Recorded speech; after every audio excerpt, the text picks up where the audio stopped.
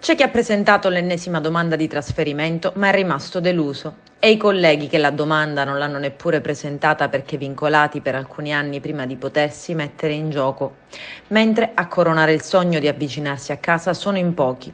Ogni anno è la stessa cosa, migliaia di docenti siciliani assunti al nord o nelle regioni d'Italia centrale chiedono di essere trasferiti in Sicilia, ma la maggior parte resta delusa, perché al sud gli alunni diminuiscono più che al nord, le classi calano e trovare spazio è sempre più difficile.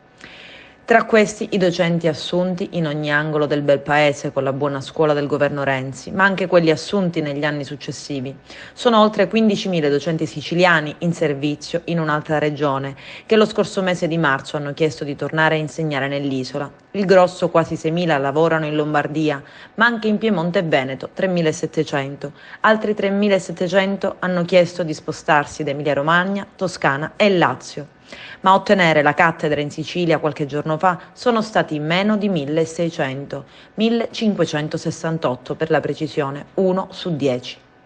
La restante parte dovrà soffrire ancora lontano da casa e famiglia e sperare nella prossima tornata.